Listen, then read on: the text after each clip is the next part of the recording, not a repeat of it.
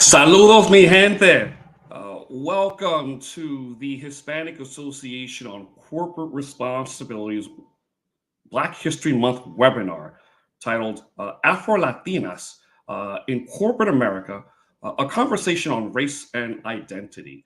My name is Sid Wilson. I'm the President and Chief Executive Officer of HACER. I'm also proud for this particular webinar because of what it means to me and to so many Afro-Latinos just like me.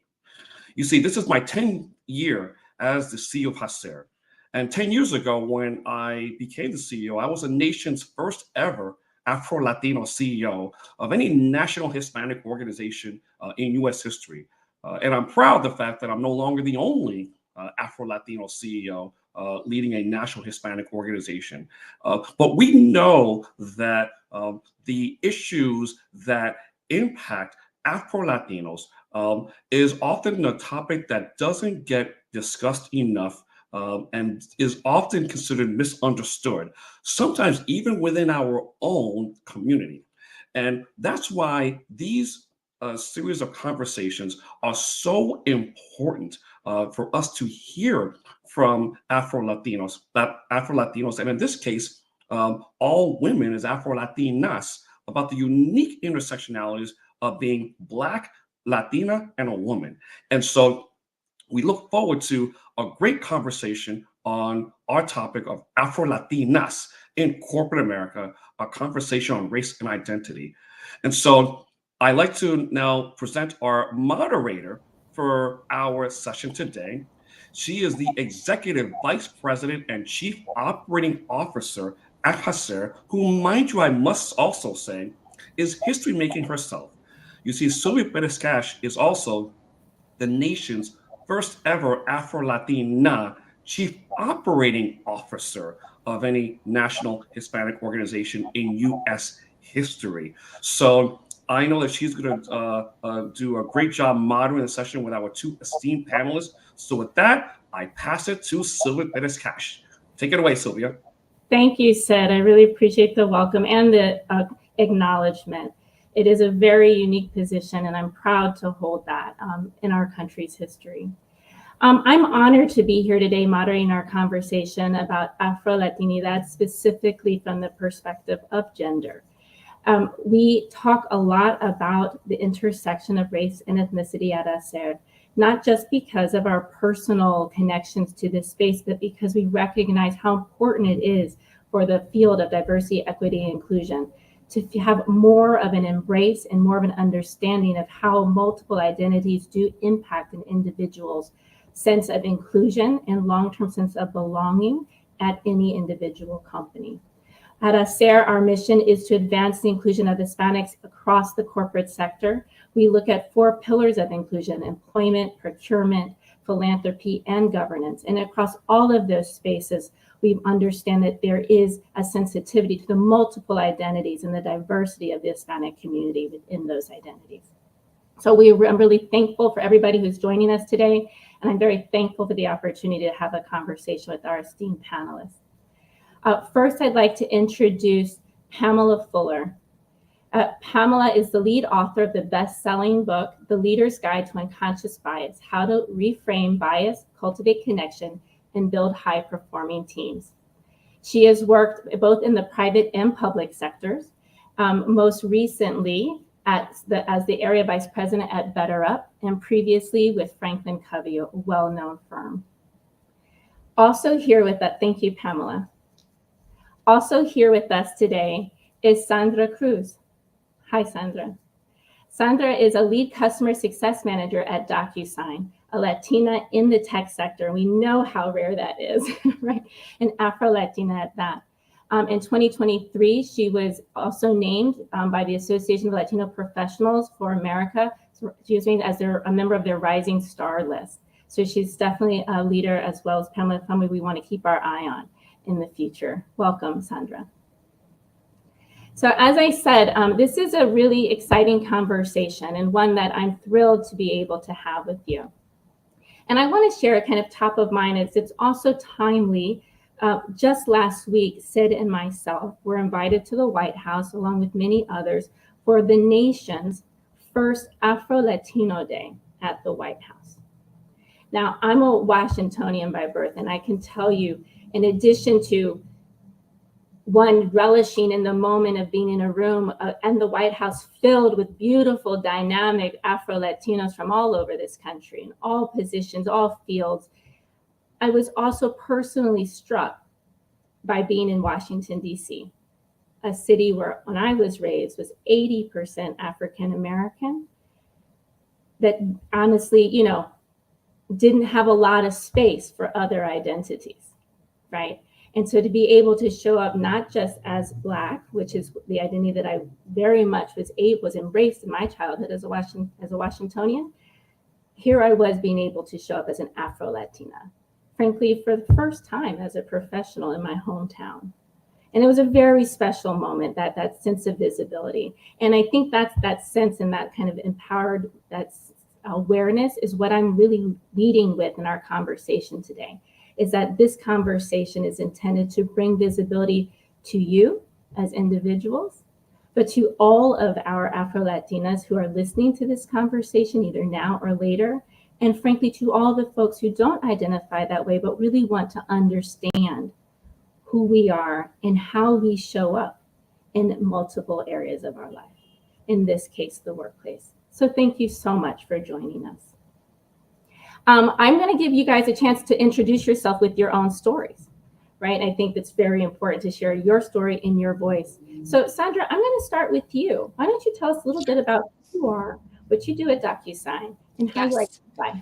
Great. Yes. So I'm a lead customer success manager at DocuSign, and I have been in the customer success field in, I guess, enterprise software sales for a little over 10 years. And I've worked at startups, I've worked at larger companies. And in that time, when I first started, I really didn't know much about customer success or even the software sort of field. And I started as an account manager, different roles. And at the time, there was no customer success. Fast forward to today, it's a common known sort of discipline within a lot of companies. And I've been able to have this sort of career. In that time, I've also thought a lot about my identity, how I show up as a person in a corporate environment. And I was saying earlier that I think the more comfortable I am with myself, the more comfortable I have been in showing up as an Afro-Latina at work. And surprisingly, the more comfortable it's made other people show up as their true selves. And they'll sort of come to me and say, well, I'm glad that you said that or that you identified in that way, because that feels like it gives me the permission to show up more authentically myself. And so that's sort of why I wanted to join today's discussion and a little bit about me. Thank you, Sandra. Pamela, please introduce yourself as well. Thank you. I'm excited to be here and part of this conversation. My name is Pamela Fuller, and I am from the Dominican Republic. Both my parents were born and raised in the Dominican Republic, and I've always identified as a Black woman from the Dominican Republic, which I think has been to the points that have been made just unique in that it's a little bit of this and a little bit of that can feel that way for lots of groups. I actually started my career in nonprofit, which was much more diverse than corporate America in lots of ways. And then I started a family and sort of panicked because I needed to make more money. And so I went back to school and got my MBA and pivoted to corporate and have spent the last almost 15 years in corporate sales. And I have done sales for predominantly talent solutions, learning development at Franklin Covey, and coaching at BetterUp. And both organizations, Franklin Covey sort of pivoted to tech, right? And BetterUp is a tech company. And so have also been really engaged in tech and sales. I have simultaneously run a DEI practice at Franklin Covey. And so that was a really unique position to be in because it was always having conversations about race and identity and identifiers, right? And all of the things that make us unique and how we build inclusive work environments. And I have often sort of led out in my sales career through that same lens, like how can we create more connection and ensure that we are speaking to our prospective clients and clients as whole people. And I think the way that I have seen to best do that is to be really authentic and vulnerable about my own identity, because that is naturally connective for folks. So I'm excited to talk about race and identity today, as well as connection and what it means to be part of a larger Afro-Latina community. Thank you. So I was remiss in saying my own identity, just for the sake of all of our listeners, I'm African American and Puerto Rican. And so that's the perspective that I'm bringing to this conversation. I want to talk about, without making assumptions about what everybody understands, kind of the basis. What is Afro-Latinidad? What does that mean? And how did you come to that terminology? In our kind of previous conversations, we discussed that there are little different pathways to that term. And even the idea, Pamela, that you've always identified as a Black person who is Dominican, I think is pretty unique, even in Dominican culture at that. So I would love to start with you and get a sense of when that idea transitioned into a term, if that term is one that you use, or whether it's one that now you understand. Yeah, that's so I do not commonly use the term Afro-Latina. It is interesting though, because I have 3 sons and my oldest is 14. I think this is like the time when you start to really like grapple with identity. Identity comes up, right? It's like it's part of everyday conversations. And so he is adamant that he is Afro-Latino, but he has identified that phrase as half Black and half Latino, because I'm 100% Dominican and his father is African American. And so it's sort of interesting how the same thing can mean different things based on your experience, right? In my case, I have always identified as Black, but as a Dominican, and I think if there's any Dominicans on the line, yes, it is Dominican Independence Day. If for any Dominicans on the line, you could likely relate to this. Like, my parents do not identify as Black. And it is this like jarring thing for them when they have to identify race. They're like, no, we're just Dominican, right? Or we're Hispanic Latino, which is like what the census asks. But the conversation of race is really uncomfortable for them, because so much of Dominican history is distancing ourselves from Blackness. Like, however many degrees we can be away from being Black is a privilege and benefit in the Dominican Republic. So I think that's unfortunate. And there's a whole generation of Dominicans working to change that. And the discourse around that is really evolving. But it is something that was like always felt very natural to me growing up here, right? You sort of look to your left, look to your right, like clearly I'm Black, right? Is how it felt. And it also felt like largely the Black community was fairly accepting of me. I think because of all the colorism that exists in the Latino community, I have certainly across my life at home, like at school and at work, had moments where I feel more accepted by the Black community than I do the Latino community, if that community is predominantly white or predominantly, non-Caribbean. The experiences can be kind of alienating. So like, I am thrilled the term Afro-Latino exists, and I have used it, but it is not the primary way that I identify myself. I very much identify myself as a Black woman, because I think that is the thing that permeates all of my experience. With a name like Pamela Fuller, and my maiden name is German, so my name used to be Pamela German. I also often have to clue people into the fact that I'm even Latina. So it's not an assumption that anyone makes when they meet me. I'll say we're going to come back to this concept of cluing others in and what it means to spotlight yourself in our workplaces and in other places. But Sandra, go ahead, please. Yes, you were talking about how you identify as Puerto Rican and African American, and I appreciate Pamela's comments about always feeling Black. I am half Dominican, half Ecuadorian, and though I always felt Black, I would say that I didn't really understand what Blackness meant to me, because growing up with my Ecuadorian family, being Black was a bad thing. I was made to feel like I was dark, that my hair was too coarse. My mom would have a lot of difficulty with my hair. And because I had a Jamaican stepfather, I felt like he made it acceptable for me to be Black. He made me recognize that I was Black, and he made it okay to be Black, and he made it a thing of pride for me to be Black. And so I had this consciousness of being Black, of being mixed race, of being Latina since I was young. But it wasn't until I went to college that I actually learned that there were other people like me, and there were words and vocabulary that allows us to talk about this experience. My freshman year, I took a class called Black Blacks in Latin America. And that professor had done extensive research throughout Latin America talking about this and sort of the idea of Blackness through different countries, the Caribbean, and how that Blackness is, in some ways perceived differently from the Blackness that's apparent in different parts of South America. And so Afro-Latina is something that came to my consciousness through academia of all places. And then in 2020, I just kind of decided to be more publicly Afro-Latina, I guess. And I went from someone who sort of looked racially ambiguous to someone who wore their hair in a more natural state.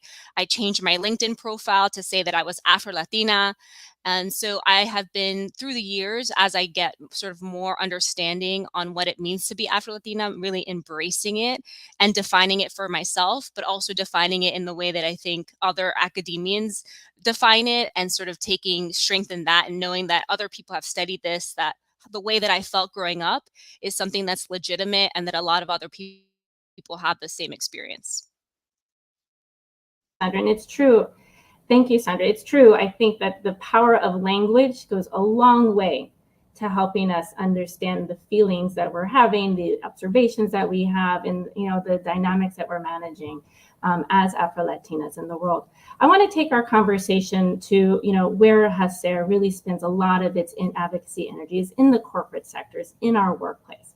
And that we do show up as Afro-Latinas in many areas of our life, and in each of those areas it could be a little different. But today I want to focus on what it means to show up as Afro-Latina with your coworkers, in a company, in a corporate culture, and everything that goes around that, right? We both have all this experience in very large companies. Interesting enough, at the intersection in the tech space, which I think is great because there's also obviously a very nuanced issues around diversity, equity, and inclusion in tech that we talk a lot about. So let's center ourselves at work for a moment. And let's think, when you show up at work, maybe how you showed up when you first started working, or how you show up when you first start at a new job versus how you show up today. What would you say are the culture codes and the code switching exercises, or maybe one would say gymnastics, that we've done over the course of your careers to get you to the place where you feel visible and you feel authentic in your workplace? And we can start with Pamela. Well, I think like many Dominicans, I spent one day a week through most of my childhood at the salon. And I had a perm at a very young age and always wore my hair straight.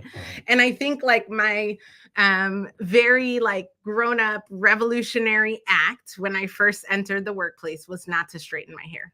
And my parents were so concerned. Like, my father pulled me aside and was like, "Are you okay? Do you need money?" Like, right? It was like a real problem. But I think that was like my biggest, I don't know if there's like a moment where I was like, here I am, right? Authentically, that was probably the biggest thing, was my hair, because it felt like I wasn't dressed, right? Like, it felt like I was wearing my pajamas to work. And I think that's a thing that lots of Afro-Latinas, lots of Black women, like lots of women go through, of just like, is this okay if I look this way, and sort of owning that. I also think that I was much more, I always talk about being raised, I think, in a Latino family. Like, I was very much raised to be a head of family. Like, I was the oldest daughter. And so I entered the workplace like very brashly. I was very bold about whatever I thought. I was very communicative about the things that I thought. I was very confrontational in lots of ways. And I think I had to learn a lot of hard lessons about the consequences of that, right? Like, I think we can tout authenticity as much as we want, but there's an important part of that conversation that I think, and as like, whenever people ask me for sort of mentoring advice, my recommendation is like, you have to walk into the situation understanding that there can be a consequence to authenticity.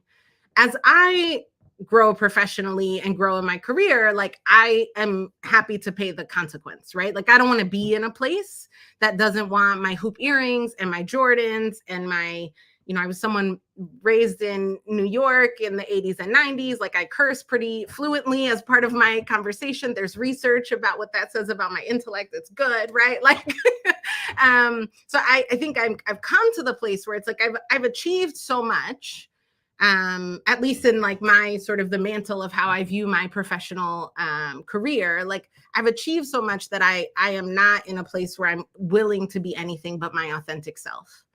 And that is telling stories about my family and my childhood and my cultural context, that is dressing how it is I'd like to dress and how I feel comfortable, and speaking in more maybe vernacular than I would have earlier in my career, where I thought you couldn't speak like that, right? The way that I talk to my friends is not that different than how I talk at work.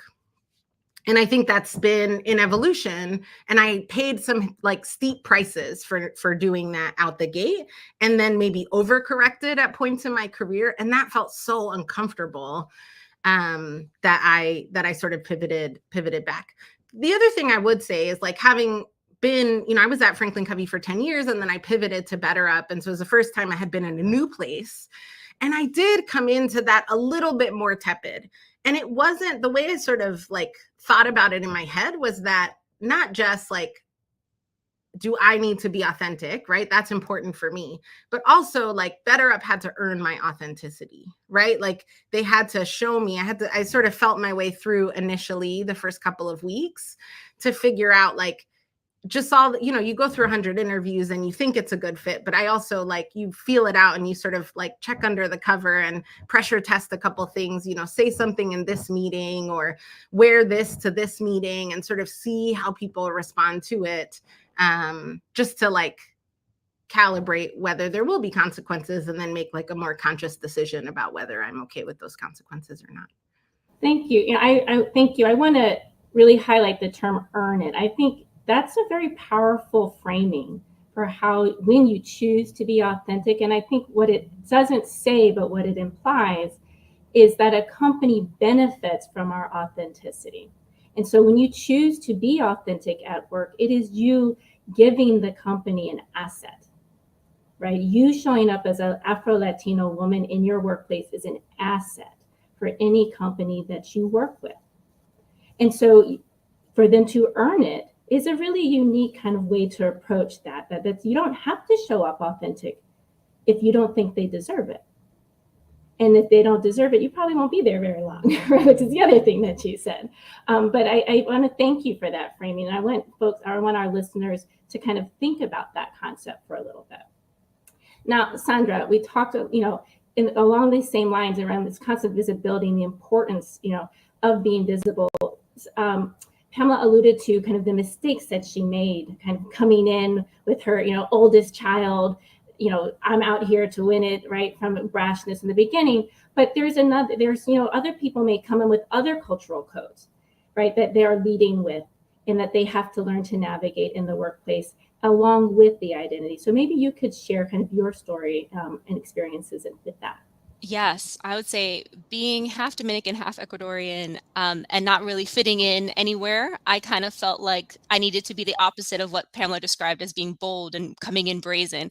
I felt like I had to be understated, almost like I was lucky to be there. I needed to fit in to get along. I mentioned looking racially ambiguous and how for a long time I thought that that's the way that I needed to proceed so that my race, ethnicity wasn't seen so visibly that I had to sort of keep that under wraps. And I did that, like Pamela mentioned, with my hair. I would, to feel ready for a meeting, I felt like my hair needed to be pressed out. It needed to look a certain way. I felt like a lot of me needed to conform. And I think culturally, with my upbringing, there are certain values like humility, about working hard, but not calling too much attention to yourself, that hurt me in the workplace. Because when I got to the workplace, I realized actually, if you do really good work, but you're able to promote that work and let the business understand your value, you actually stand out, but in a good way, and that it's okay to stand out. And so between my race and like the cultural upbringing of my Ecuadorian family, I just made myself like almost invisible. I would work hard, but I became the workhorse. And I didn't get enough credit for the work that I did do. And other people started getting that credit. And then I realized as I got older, I need to make a dramatic shift. And I have had career coaches and I've worked with other sort of professional networking groups on this. But changing your mindset from someone who's just working hard and not working behind the scenes to then suddenly developing the muscles of, I now need to start taking credit for things. I need to start talking to senior leadership and making sure that I'm the one that gets put on the project, not assuming that I would be the one because I would be the best fit. That was a dramatic shift for me. And I would say in being Afro-Latina, the confidence and just that boldness of really sort of being okay with that identification, finding pride in it, that confidence also has helped me with work because now I feel like I have a right to be bold. I have my ancestors that I'm leaning on and I belong because I'm there. I'm there for a reason. And so I think now I've come to the place of just understanding how much value I can bring to workplaces by virtue of all the different elements that I represent. That's right. I would like everybody to understand who's listening that there is nothing but value on the table here, right? And that just cannot be overstated. And one of the ways that companies track value, frankly, or look for value is in their numbers, is in their data. And the corporate data structure is incredibly important and evidence-based decision-making, incredibly important across all areas of strategy and development in any business, right? Not just private sector, any business. But the data around race and ethnicity is evolving. And this is also an area of advocacy that as Sarah champions significantly, the importance of intersectional data, the difference between having a demographic data set that identifies Blacks and Latinos as separate categories versus a data set that creates space for that intersection of identity and ethnicity and gender, by the way. Excuse me, I don't want to forego that, in gender as well. So maybe you could speak to, if you have a story of when in your workplace you've either explicitly or inexplicitly kind of been asked or expected to choose between your identities and how that made you feel. And I think that's what I would love for people who are listening to understand. This is what it looks like when a company isn't structured for inclusion, right? That it has real impact on individuals. So maybe you could speak to if you've had that experience and how you dealt with it at the time or now. And Sandra, we'll start with you this time. That's a good question. I don't have a robust answer for this, except to think about all the times that a company has asked me to help with some kind of marketing promo because they don't have enough people of color to put in a stock image. I would say is one of those where I'm there because I belong there. I'm competent. I do a good job. And then sometimes I don't look around to see, oh, there aren't enough people like me. And where does that come from? And so what I started doing last year is this is not part of my job description whatsoever, but I actually started doing recruiting with the HR team. And I went to a historically Black college in Maryland and I started doing recruiting for my company just because I felt like I needed to help identify qualified candidates that I know are out there that maybe aren't visible to the hiring manager because by human nature, we're just hiring from our same sort of pool of people that we know. And so I think hopefully this sort of answers your question, but I think I've thought a lot about how do I like not only represent, but also help bring other people into my company, given that it may not be something that's visible to the company. There may be other priorities or considerations. And so I have to make it my priority if I want to sort of have more people that look like me at the company as well. Thank you. We're going to come right back to that concept of making it your priority. Don't forget that comment. Pamela, please, do you have a response? So I think it's really interesting. Like, I'm always infuriated when I have to fill out the survey. So when I made the move from Franklin Covey to BetterUp, I was job searching for like a year or so, just trying to find the right opportunity. And every time you apply for a job, typically these days you either in the course of the job application complete a survey around disability, veteran status, gender, sometimes orientation, and of course, race and ethnicity. And it was interesting, like when you've applied to a high volume of jobs, to see the variation in those surveys. And what we know to be true is it's supposed to be, at least via the census, like race and ethnicity are separate. So ethnicity, the question should come first. Are you Hispanic or Latino? Yes or no. And then what race do you identify? Because as a Latino, you can identify as Black, white, indigenous, Asian, right? Like there are lots of Dominicans with the last name Lee and they're Chinese, right? Like we've had this experience. And more organizations are collapsing those two questions so that you have to pick one. And I think like what I find most offensive about it is that it says Black African American, and in parentheses, it says not Hispanic Latino.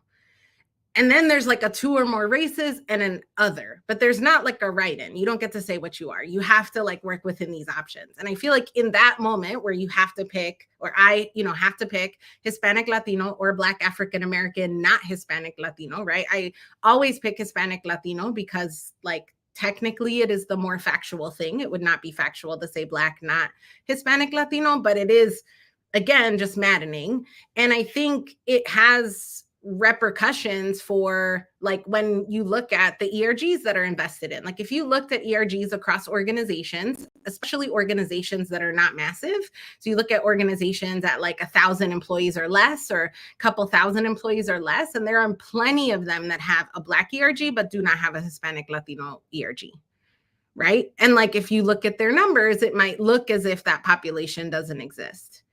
Or you think about things like George Floyd and all the organizations that were looking to like respond to that, they're only responding to some of their people, right? Because there's other people who identify as Black who weren't able to make that selection. So it just doesn't give organizations the right perception of the number. And it also doesn't like give them a holistic picture of what their people look like. Right. I mean, how difficult does it have to be to feel like you belong in a company that enrages you just by, because they don't even know how to ask a question about who you are, right? And give you a space to fill it as you choose, right? And I think that the emotions behind the E&I are important because at the heart of all of this work are the people. Cultures are about people, organizations are about people. And if your people are invisible in your data, in your cultural codes, right, in your leadership structure, then you're never going to tap into the true assets.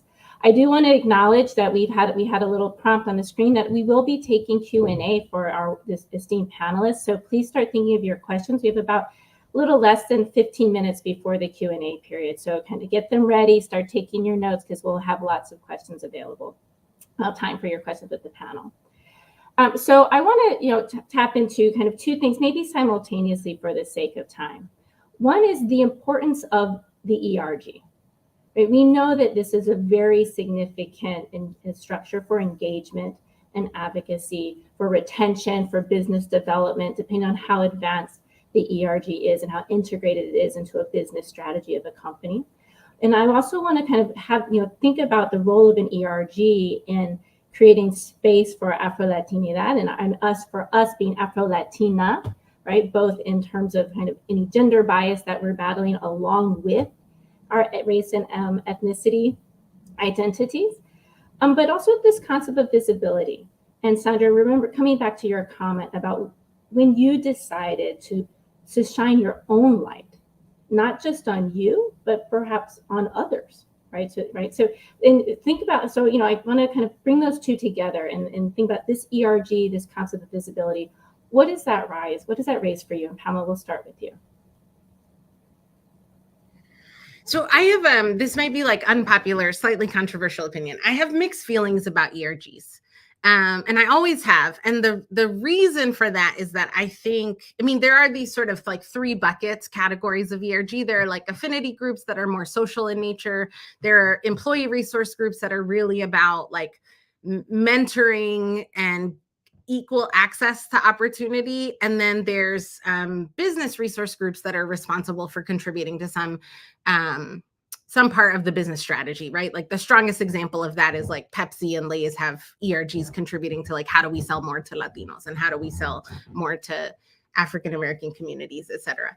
And so like the challenge I've had is like, oftentimes in my experience, both in DEI consulting and in my own personal experience, it is like this undue burden that is being put on marginalized people. It's like, why do we have to do all the work to fix our problems? So like that qualm aside, right? Because I think it doesn't have to be that way. Like, I think it can be a partnership, but it's like too often, you know, this is my like, are we paying ERG leaders? Are we giving them work time to complete that work? Are we including that as valuable work experience when it comes time for performance reviews and promotion decisions, right? Are they in a line of succession because they've like, you know, quintessential example is an individual contributor who is spending 10 to 20 hours a week on the employee resource group and wants to be a leader and is told like, well, you don't have any formal leadership experience. Like this is so I think ERGs are something that needs to be evaluated because they are often like first line of defense for a company without a DEI strategy, but they don't invest in and resource those things appropriately. Maybe the next thing I would say about it is I think that there's a lot to be learned actually from like campuses and campus programming when we think about ERGs and ensuring that ERGs are getting at the full like intersectionality of their population. So I think what I have also seen is not very much collaboration across ERGs. And so I don't know that ERGs are thinking intersectionally and sort of pooling their resources. Like the Black ERG is doing this and the Latino ERG is doing this, and they are most relevant or like most visible during the respective cultural months. And we're not seeing a lot of like cross-section of can we collaborate because ultimately our causes are the same. I think I also see that divide when like things are charged politically, like more and more the political environment and landscape and political views we can't keep it out of work, right? It just sort of is like they're merging the professional and political. And so you think about like the conversations around immigration and like, is the Black ERG as invested in that conversation as the Hispanic Latino ERG? And depending on the demographics of the Hispanic Latino ERG, there might also be some variety there in terms of like varying perspectives on immigration, or like, did Hispanic and Latino ERGs really stand up around George Floyd and global protests on race and Black Lives Matter? Like, not always, right? So I think it is like this interesting road to tread because Black and Latino people are not always, and the ERGs and at work are not always aligned. And we are just going to be stronger together and more representative of our populations if we can find ways to collaborate and sort of add our voices to the discussion. Thank you, Pamela. Sandra, do you have anything that you want to add to that? Yes, amen, Pamela, to the ERGs being a burden on staff. I would say that the expectation to do volunteer work is overwhelming. Luckily, I did work at a company that started paying ERG leaders for their work, but I know that not all companies are like that. And I know that it really only happened because of the Black Lives Matter movement in 2020, when the company felt like we need to make a change since we're asking employees to do this for us. I think ERGs are not the end all be all. They're not going to solve all the problems. They're not going to make a company more diverse. You could argue that they could even be a function of a company saying, oh, look at what we've done. We've supported these ERGs and this kind of DEI programming. But I would say as an employee, I have found comfort in ERGs because it has allowed me to learn about opportunities to connect with other people that maybe I would not know about because I work with certain teams. And that has given me a broader range of contacts within my company. And there have been times when I've worked at companies where they have done events that are cross-cultural. So for instance, during Black History Month, there have been Afro-Latino events. And during Hispanic Heritage Month, there have been a Blacks in Latin America event. But I guess it just all depends on your experience. I think one of my favorite ERG events was one that was held on financial literacy, and it was open to all of the ERGs, because really we're there to work, and to the extent that we can build generational wealth, that really is sort of the what we're all there for, and that would really help our communities even more so. But I would say that in terms of the ERGs, because they are, funded by the company in a very particular way, there's but so much impact that they can have. And I think about all the large tech companies that I've worked at, where they have global offices, and there's usually a LATAM or a Latin American based office. Oftentimes that's in Brazil. When I think about the employees that are Brazilian, they usually look like white or white passing Brazilians. And I very rarely see any Afro-Brazilians. And so I think even when we're in environments where the majority of the people from that country may be Black, we don't hire Black people. And I don't know that an ERG is equipped to have those to bring up those questions. And maybe that's another thing to consider with an ERG is, how much of an activist group can an ERG be when it's funded by the organization? That's wonderful insight. I mean, I think that the complications of the ERGs is why I wanted to talk about this today. ERGs, like diversity, equity, inclusion in any company, is still on, I think, evolution. Some companies have ERGs that are very much integrated, as I said, into their corporate business strategy, and others are still starting. There are companies that are just launching their Latinx ERG today, right? There are companies that, frankly, just started their Black ERGs after George Floyd. Right. There are companies that had their ERGs 10, 20 years before George Floyd and just started their Latinx ERG this year. Right. So I think that there's acknowledgement that there is a full range. They're labors of love if you're on the volunteer side, but they're very professional experiences. And as there, we do speak a lot about them as professional experiences as well, and great places for mentorship and sponsorship and leadership and visibility. As a Afro-Latina, though, I would love to kind of tap in before we jump. We have about a couple minutes before the Q&A. I want to kind of highlight, a question that's kind of weaving its way in some of our Q&A questions and was here in my thoughts as well, about the decision I'm kind of going to drive into your conversation, Sandra, the decision to show up and spotlight yourself, right? When do you take the responsibility and the onus to say, that was a microaggression against me as an Afro descendant, as a Latina, as a woman, right? Whichever bucket the microaggression happened in, or in all three, versus when you decide to say, I don't have the energy for that right now, right? My peace will be too disturbed if I take that on in my workplace.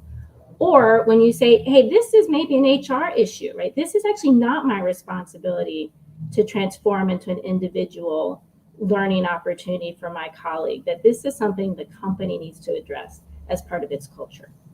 So if you can maybe speak to kind of that decision-making framework that you have gone through kind of over the course of your career and individual experiences.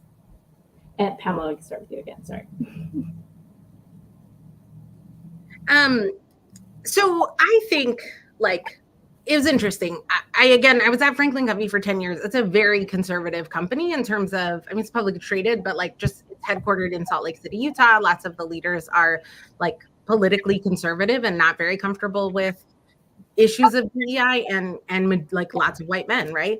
And so I think what I chose to do in that environment, what I found to be most effective, and I talk about this a lot in my book, is that I think questions are really a helpful way to address microaggressions.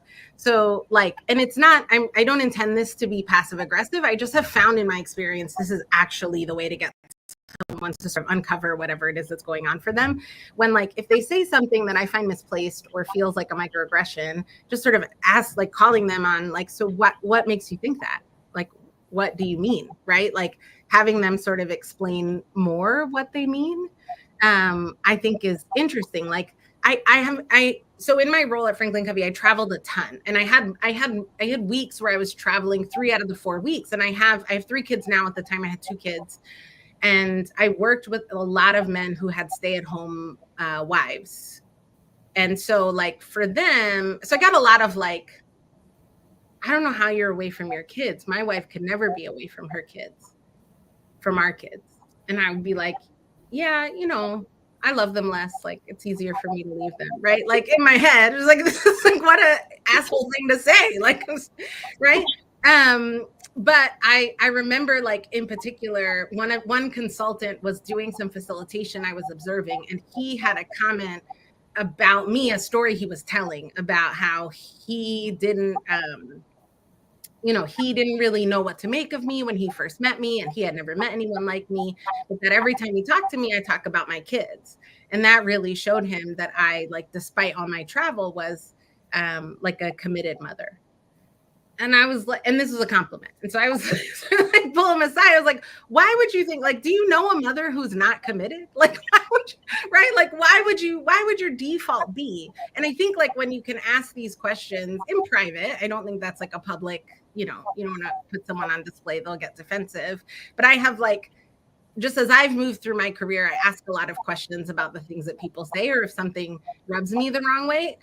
Every now and again, their responses to those questions make me feel like I misunderstood, or like it wasn't intended in that way. And most of the time it helps them, like, self-correct to not do something like that in the future, right? Because, like, I just felt strongly in that case. I think the other, like, maddening thing about race is that you never know that it's because of that, right? But I was like, if I was white, would your default have been that I work and travel because I enjoy it, and maybe it's good for my kids to see a mother working and traveling, and this is like a conscious choice that I've made for my family and my husband, and, like, we are actually partnered, right? Like, would these be defaults if I was something more familiar to you? Like, I'll never know, but I think in asking questions, it's been helpful to uncover some of that. I would just say, I think the question part and the use of language, again, kind of taking us all the way back to the beginning of the conversation, is key, right? To have the words and to have the language and to move a conversation is very powerful.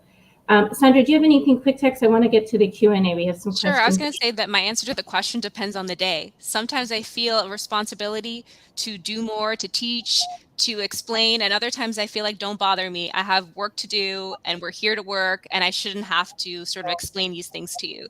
So my answer is, it depends on day to day, and I think it's up to everyone to decide the extent to which they want to be involved with correcting other people's ignorance.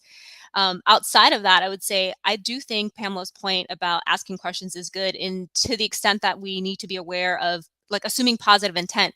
Oftentimes we may feel self-conscious about being the only Black person, the only woman, the only Latina in a let's say in a group, when maybe we're self-conscious of that and someone makes a comment and we think it's because of that, and it may have absolutely nothing to do with that.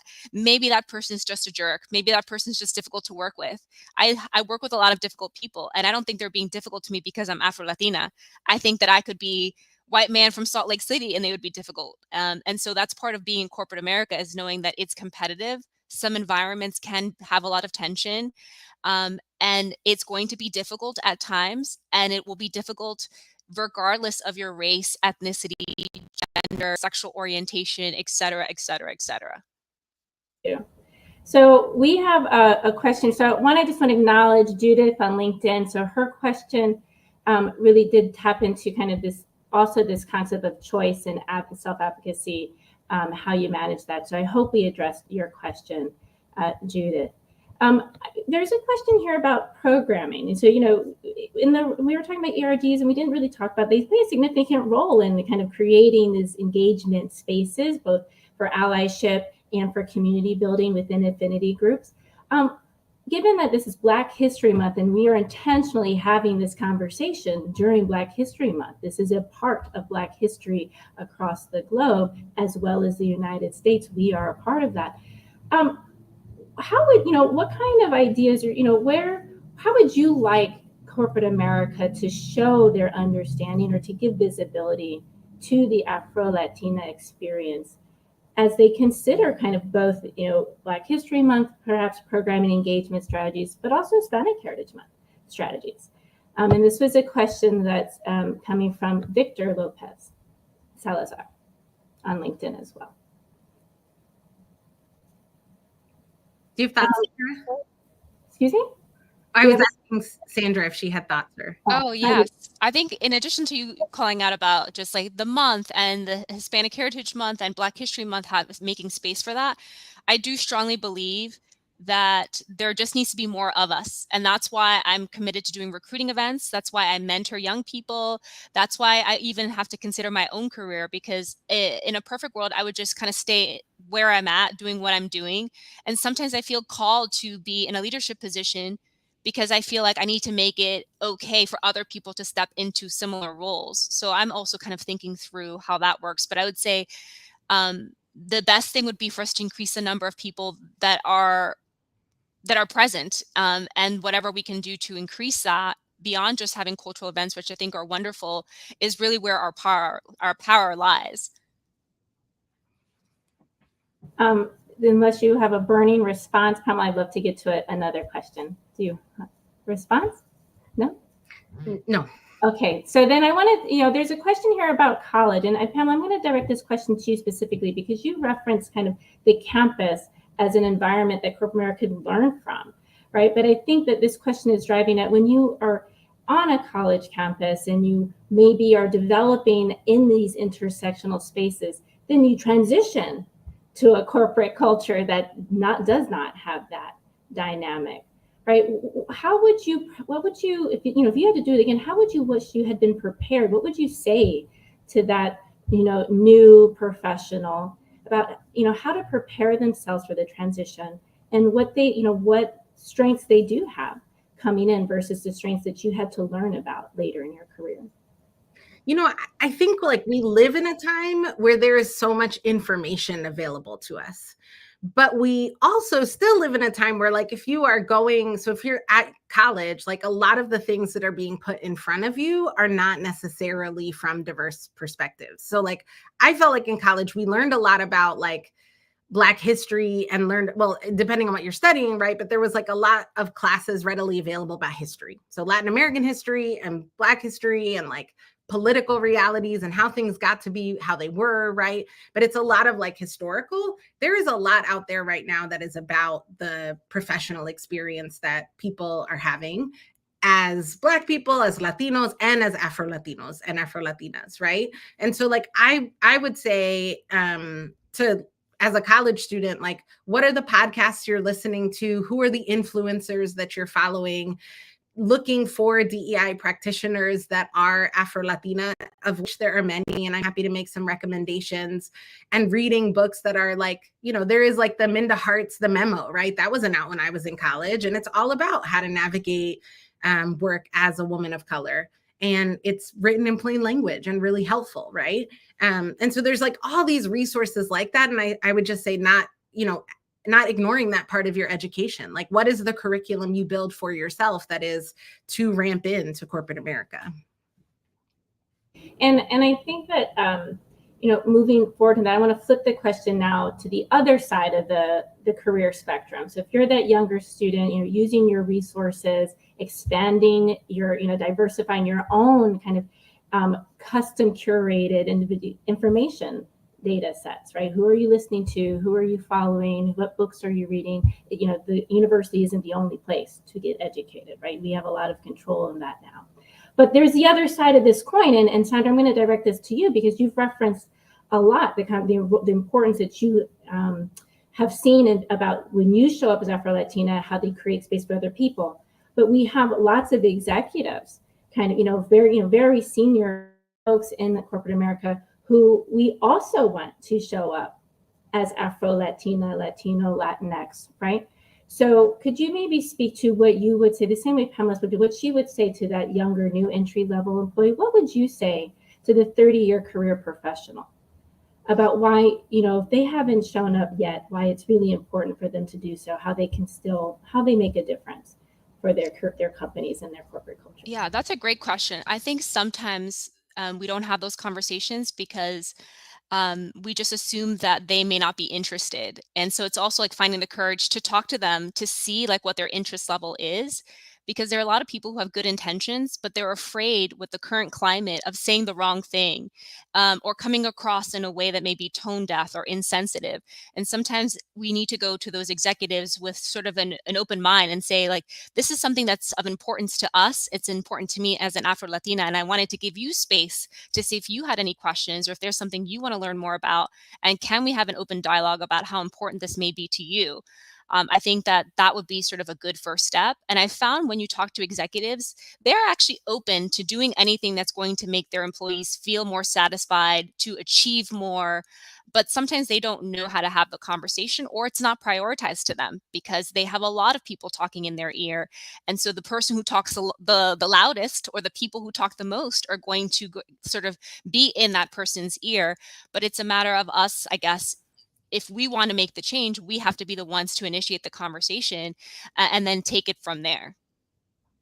Thank you, Sandra. I think your response actually is a really interesting segue into allyship, which we haven't spoken too much about yet. And in the last 5 minutes, maybe we can dedicate some space to how we connect to folks who don't identify as Afro-Latina, and what that connection, how valuable that connection is as well. So, thinking about allyship, not just between, non-Brown and Black communities and the Afro-Latina, Afro-Latino, Afro-Latinx community, but also within the Latinx community, within the African diaspora, African American or broader communities. The role of allyship, where you've experienced positive examples of allyship, where you've experienced perhaps intentional or unintentional, most likely negative attempts at allyship. And what words what are your reflections about allyship overall in this space for you? And Pamela, we'll start with you. I mean, I think like when you know better, you do better, right? So like if you are someone who doesn't identify as Afro-Latino, you identify as Black or Latino, like you have been part of this conversation. And so it is like you could in the next ERG meeting or the next whatever, like wherever forum, bring this up. Like, are we considering this? I think like for executives, if you are in a position of power, I think one of the other things that's valuable and interesting is like bringing these voices into other conversations outside of the cultural months. So like who is speaking? What does the roster look like for your sales kickoff, for your all hands schedule, for your onboarding, for professional development and enablement opportunities? Like, is there diversity in that roster? Is there an Afro-Latino voice in that roster, right? Like someone speaking about their actual subject matter expertise versus only talking about their identity, right? Like, is my purpose to only educate on my identity, or is it to talk about, go-to-market strategy, which is the thing that I've actually been like promoted for, right? So I think it's like I think the most helpful displays of allyship that I have experienced is like finding places for people to not just be their identity, but to be like a credible contributing member to the business and sort of put on that pedestal to learn from.